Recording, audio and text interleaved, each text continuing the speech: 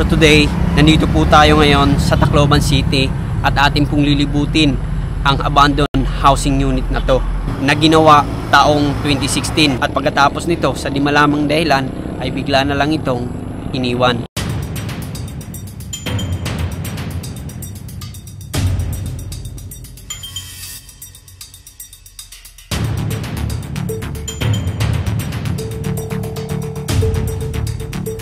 Ang abandoned housing unit nito ay mayroong higit 500 na mga pabahay na nandito. Taong 2019 naman ang pumasok dito sa Pilipinas ang COVID-19 ay isa ito sa mga naging quarantine area sa mga nagpapositive ng COVID. So ngayong araw ay lilibutin po natin at i-explore po ang lugar na to. Dahil sa pag-abandona nito, marami ang mga nagsasabi na marami daw mga nagpaparamdam na mga espiritu dito. Sa tagal namin pagtatrabaho dito, nakakaramdam kami ng kakaiba. Parang tumatayo yung balahibo namin dahil mayroong kaming nararamdaman. Dahil itong pabahay na ito, ginawang quarantine area noong ng panahon ng COVID.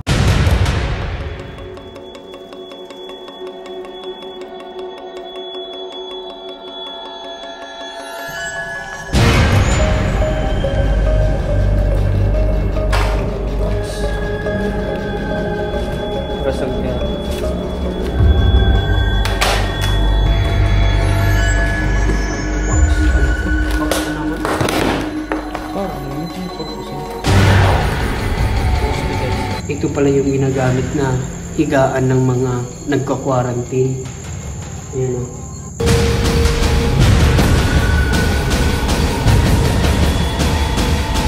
Dito dinadala yung mga nagkaka-COVID noon. Narinig nyo yun? Parang mga alingaw-ngaw. Parang ganyan. Tignan mo. Pakinggan mo. Tignan mo. Parang may dugo. Parang dugo. Parang may dugo.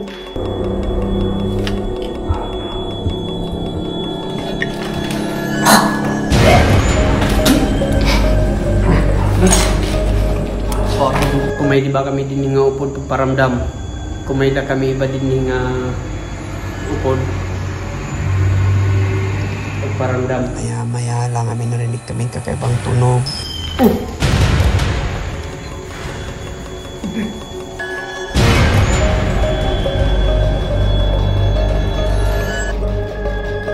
Hapon na nang magsimula kami mag-travel papunta sa lokasyon. At bago makarating sa lokasyon ay kinakailangan namin mag-travel ng mahigit 40 minuto. At habang nababiyahe kami ay bigla na lang umulan. At dito nga nagdadalawang isip kami kung tutuloy pa namin ang pag-explore. At pagkarating sa unahan ay medyo tumila naman ang ulan kaya tinuloy na namin. So tara, ipakita ko muna sa inyo yung mga housing unit. Tara, pasok po tayo. Pagkarating nga dito sa abandonadong mga housing unit na to ay agad na namin sinimula ng aming pag-i-explore.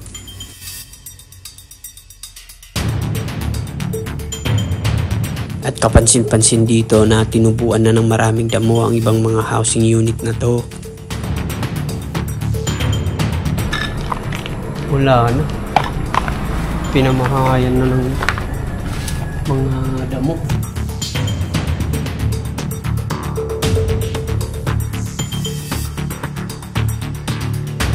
At pagkapasok ko ay napansin ko itong parang kahon.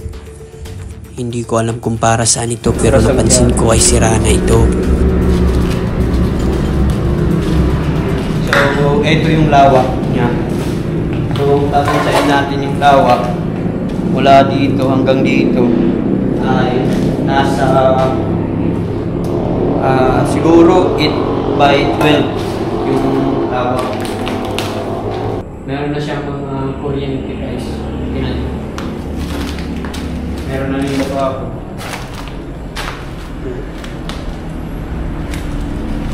Ito yung CR. Makasilip ko sa inyo. CR. So, wala pa ito kisame. Lipat tayo dito sa kapitan.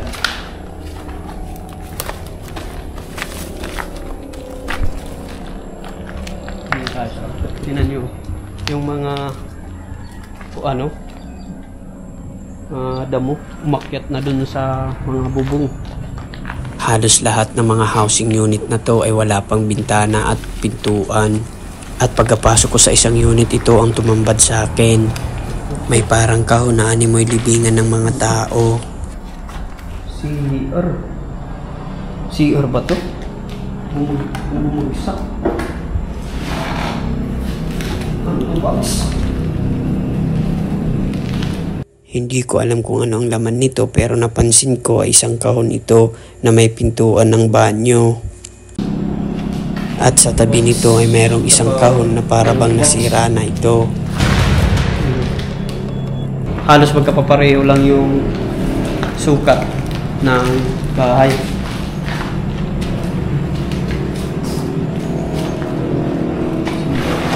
Sinubukan kong tingnan ang likod ng mga housing unit na to at ito ang nakita ko.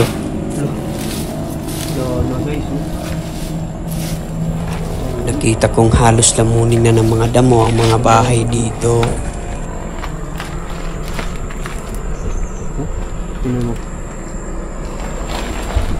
Hindi na madaanan, guys. Tingnan nyo naman, oh. Sobrang sukal.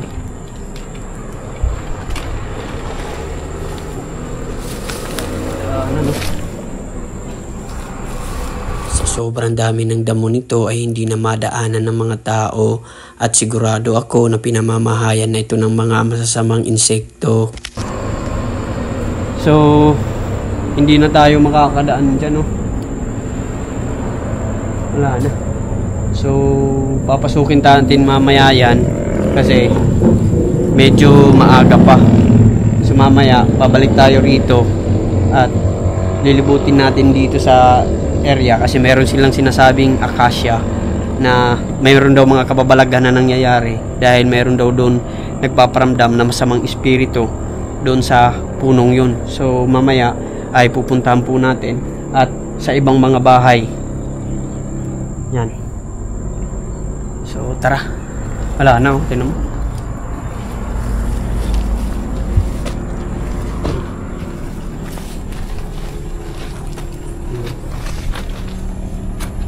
Wala. Tinan nyo. Natabunan na yung isa. Oh. Ang gabago. Yan.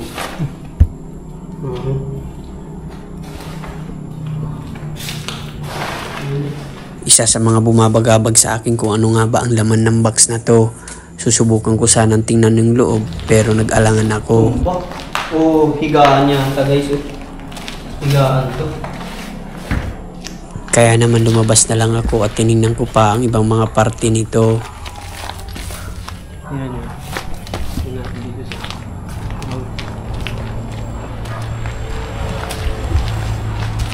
Halos magkapapareho lang ang mga housing unit na to. Walang mga salamin at pinto.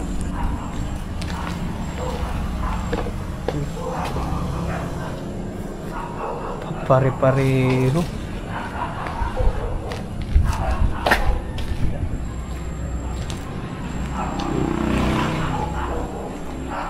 Wala na.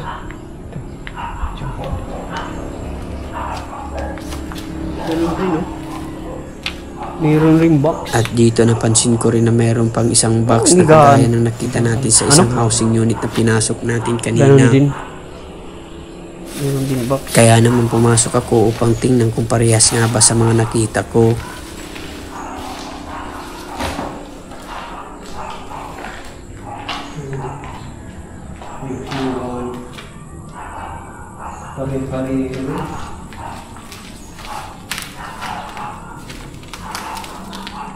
Ito yung pinakamasukal na area. Halos talaga wala kang makita. Tinan mo. Wala. Tabunan yung bahay. Wala. Tabunan na, guys. Ganun din yung CR. At nang pumasok ako sa isang CR ay may napansin akong kakaiba dito. Oh, may dugo. Napansin akong parang dugo sa bowl na ito. Tinan mo. Parang may dugo. Parang dugo yan. Parang may gugo.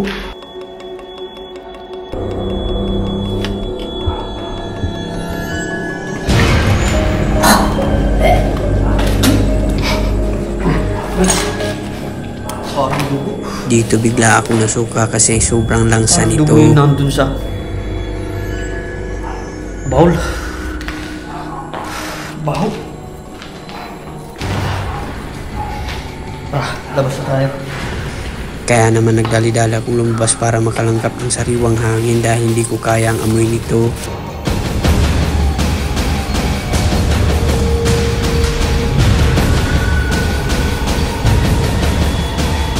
So bago tayo pumasok, kinakailangan mag-pray muna tayo. Sige, mag-pray muna tayo. Panginoon, sa gabing ito, gabayan niyo po kami sa aming gagawin. At pagsapit ng dilim ay bago namin simulan ang aming pag-i-explore ay nanalangin muna kami sa Panginoon upang gabayan kami sa aming gagawin. Ikaw po yung mag-ingat sa amin na wala pong mangyari sa amin. So, lahat pinagkakatiwala namin sa iyo. In Jesus' name. Amen. So, alas 9 na. Tahimik na yung lugar. Wala na kami sinayang na oras kaya naman sinimulan na namin ang aming pag-i-explore.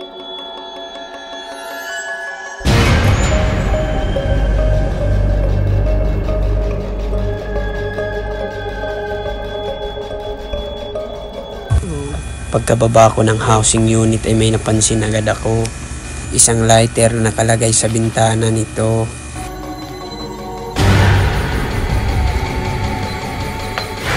Ba't may lighter na dito? Kanina wala atong lighter ah. May lighter na. Parang may naririnig tayong alingaw-ngaw. Grabe.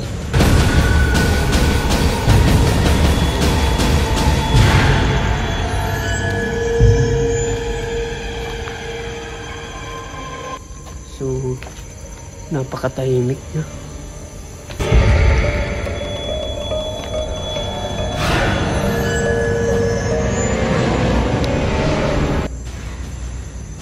Parang merong ano guys, parang merong tao. Narinig nyo yun? Parang mga alingaw-ngaw.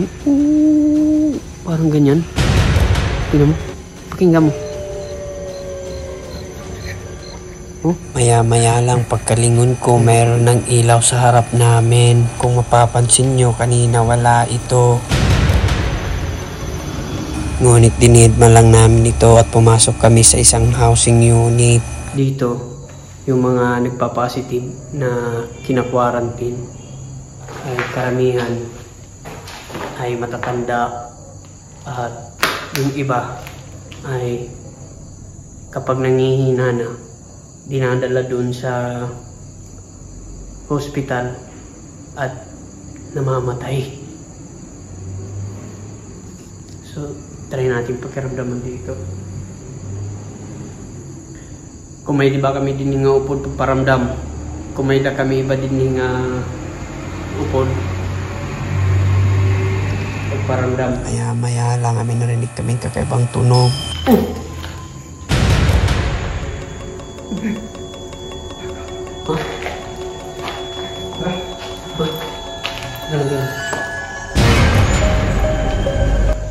May na kami din ibang upod pagpaabat yan ang takna para mabaraw kami kung may daba din nagliliyong-liyong ng mga mararaot ng mga espiritu.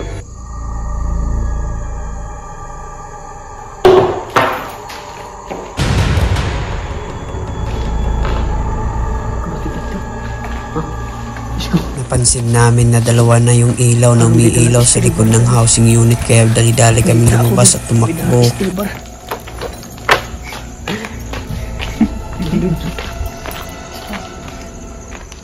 May flashlight dun guys. May nakita kaming flashlight dun. May tao. Baka di ko alam kung ano ginagawa. Tinan dun. Habang ini-edit ko ang video ito ay may napansin akong kakaiba. Isang taong nakaputi sa gilid ng housing unit. Di ko alam kung talagang multo ito. Mayroon palang Meron tao.